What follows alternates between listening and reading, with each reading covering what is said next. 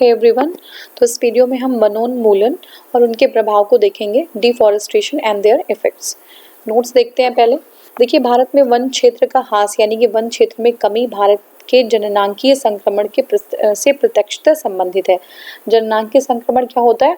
मतलब population growth, population explosion. तो जिस तरीके से हमारी जनसंख्या बढ़ रही है उसका जो है डायरेक्ट रिलेशन है वन के क्षेत्र के ह्रास में, वन के क्षेत्र के कमी में। ठीक है, जनसंख्या बढ़ने के कारण वन क्षेत्र पर दबाव पड़ता है। कृषि, आवास, नगरीकरण, उद्योग, ये सारे जो है वन के कारण, इन सारे जो है वजहों के कारण वन जो है क्षेत्र काट दिए जाते हैं। वन क्षेत्र एवं जनसंख्या वृद्धि में प्रायः नकारात्मक संबंध होता है कि नहीं होता है? जनसंख्या बढ़ रही है तो वन क्षेत्र घटेगा। ठीक है, वन क्षेत्र घट रहा है तो इसका मतलब ये है कि जनसंख्या हमारी बढ़ रही है। नॉर्मली विकासशील जो हमारे डेवलपिंग कंट्रीज होते हैं वहाँ पर जनसंख्या वृद्धि के साथ वनों के क्षेत्र पर नकारात्मक प्रभाव पड़ता है, जबकि अगर हम विकसित देश की बात करें तो विकसित देश में ऐसा नहीं होता है। ये चीज़ जो है विकासशील देशों के बारे में कही जा रही है, विकसित देशों में ऐसा नहीं होता है। पर्यावरण जागरूकता एवं वन क्षेत्रों के प्रति संवेदनशीलता के कारण विकसित देशों में वन क्षेत्र में वृद्धि प्रायः देखी जाती है। तो किसकी?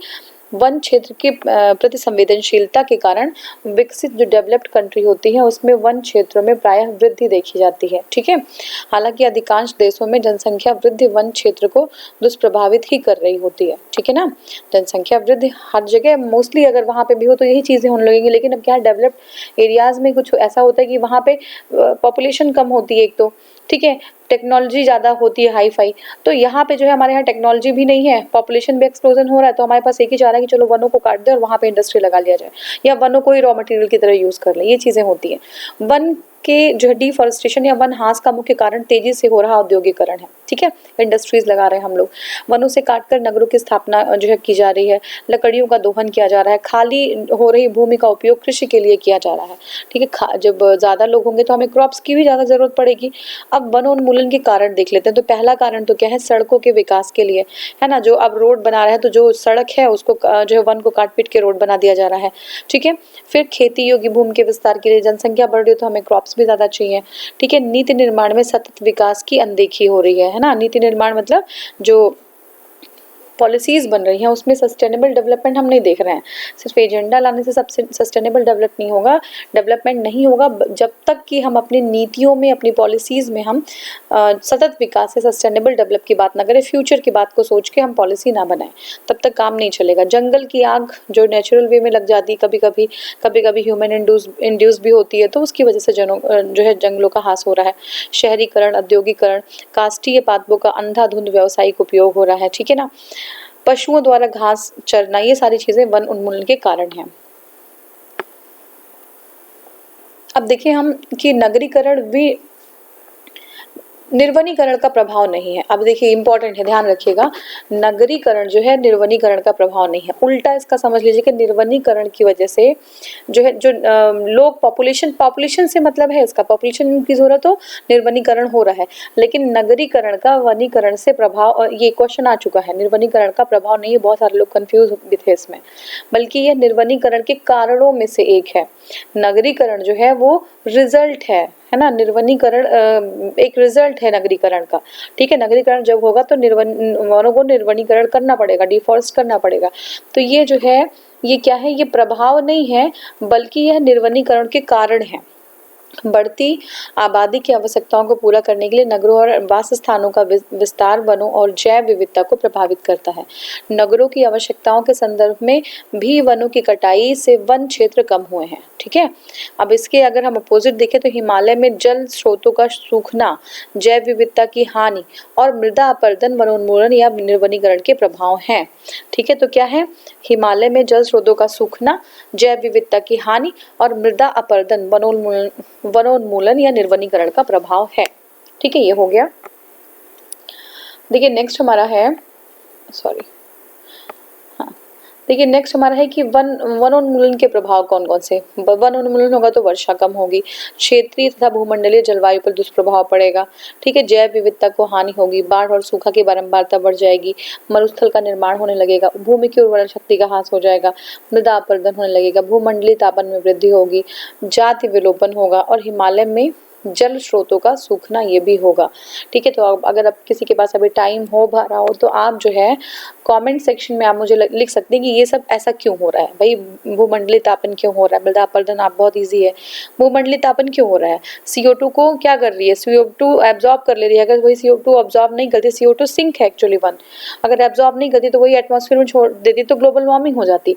ठीक है ना, जातियों का विलोपन, तो ये सब चीजें आप बता सकते हैं, ईजी है।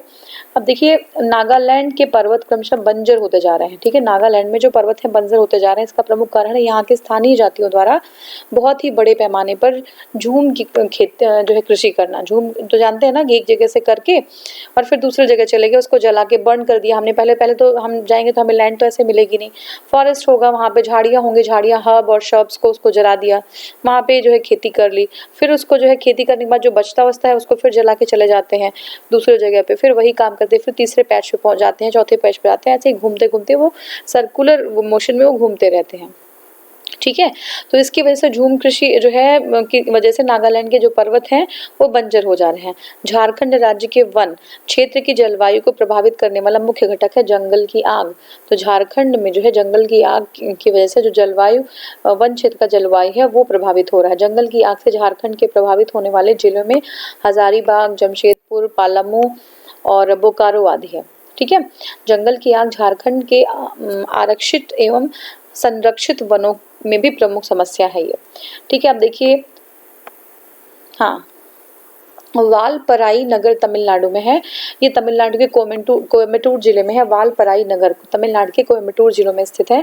यह वृक्षारोपण में विशिष्टता रखने वाला भारत का नगर है। ये वृक्षारोपण में विशिष्टता रखने वाला भारत का नगर है। क्वेश्चन देखेंगे, निम्नलिखित में से कौन सा भारत में निर्वनीकरण का प्रभाव नहीं है बल्कि कारण है। सेम क्वेश्चन है, ये आपका कारण है नगरीकरण। प्रभाव क्या है, हिमालय के जल स्रोतों का सूखना, जैव विविधता की हानि और मृदा अपरदन, ये तो प्रभाव हो गया, लेकिन कारण है नगरीकरण, तो सी हो जाएगा।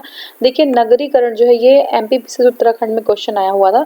नगरीकरण निर्वनीकरण का प्रभाव नहीं है बल्कि निर्वनीकरण के कारणों में से एक है। बढ़ती आबादी की आवश्यकताओं को पूरा करने के लिए नगरों और वास स्थानों का विस्तार वनों एवं जैव विविधता को प्रभावित करता है। नगरों की आवश्यकताओं के संदर्भ में भी वनों की कटाई से वन क्षेत्र कम हुए हैं। इसके विपरीत अगर हम देखें तो हिमालय में जल स्रोतों का सूखना, जैव विविधता की हानि एवं जैव अपरदन, उन्मूलन, वनोन्मूलन और निर्वनीकरण के प्रभाव हैं। ठीक है, तो ये हो गया हमारा दूसरा क्वेश्चन है, नागालैंड के पर्वत के क्रमशः बंजर होते जाने का क्या कारण है। तो झूम की कृषि, ठीक है, झूम खेती की वजह से ये हो रहा है। अब देखिए दो हमारे पास असर्शन है और रीजन है। तो देखिए भारत में वन क्षेत्रों का ह्रास भारत की जननांग के संक्रमण से प्रत्यक्षतः संबंधित रहा है। वन क्षेत्र जनसंख्या वृद्धि में प्रायः नकारात्मक संबंध होता है। ठीक है, तो ये हमारा हो जाएगा ए, बिल्कुल दोनों ही सही है और एक्सप्लेनेशन भी सही है। तो भारत में वन क्षेत्र का ह्रास भारत के जननांग के संक्रमण के प्रत्यक्षतः संबंधित रहा है, क्योंकि जनसंख्या बढ़ने के कारण वन क्षेत्र पर दबाव बढ़ता है। कृषि, आवास, नगरीकरण, उद्योग के कारण वन क्षेत्रों को काट दिया जाता है। वन क्षेत्र एवं जनसंख्या वृद्धि में प्राय नकारात्मक संबंध होता है। ठीक है, सामान्यतः विकासशील देशों में जनसंख्या वृद्धि के साथ वन क्षेत्र पर नकारात्मक प्रभाव पड़ता है। विकसित क्षेत्रों देशों में ऐसा नहीं होता है। पर्यावरण जागरूकता एवं देखिए विकसित देशों के लिए ऐसा नहीं है। ठीक है, ये विकासशील और जो है अंडर डेवलप्ड कंट्रीज में ऐसा होता है। तो ये हो गया हमारा।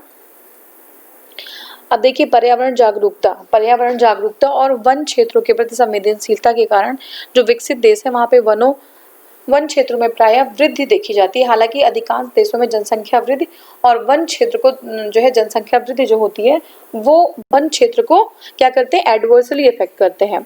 वन ह्रास का मुख्य कारण क्या है, तो ये औद्योगिक विकास है। ठीक है, तो देखिए वन ह्रास का मुख्य कारण तेजी से हो रहा औद्योगिकरण है, जिसमें वनों को काटकर नगरों का स्थापना किया जाता है, लकड़ियों का दोहन किया जा रहा है और खाली हो रही भूमि का उपयोग कृषि के लिए किया जा रहा है। तो ये चीज़ है। ठीक है, नेक्स्ट हमारा क्वेश्चन है, जलवायु के प्रमुख घटक जो झारखंड राज्य के वन के क्षेत्र की जलवायु को प्रभावित कर रहे हैं। तो क्या है, जंगल की आग। ठीक है, जंगल की आग है। झारखंड राज्य के वन क्षेत्र की जलवायु को प्रभावित करने वाले प्रमुख घटक है जंगल की आग। ठीक है, जंगल की आग से झारखंड के प्रभावित होने वाले हिस्से में हजारीबाग, जमशेदपुर, पलामू, बोकारो ये सारी जगह हैं। जंगल की आग झारखंड के आरक्षित और संरक्षित दोनों ही जो है क्षेत्रों की, दोनों ही वनों की प्रमुख समस्याएं हैं। ठीक है, भारत के निम्नलिखित में से कौन नगर वृक्षारोपण में विशेषता रखता है? तो कौन सा है ये वालपराई, ठीक है, वालपराई तमिलनाडु में है। वालपराई तमिलनाडु के कोयम्बटूर जिले में है। ये जो है वृक्षारोपण में विशेषता रखने वाला भारत का नगर है। नेक्स्ट हमारा है राष्ट्रीय वन नीति 1952, ठीक है, ये हम नेक्स्ट वीडियो में कवर करेंगे, ठीक है। Thank you so much for watching.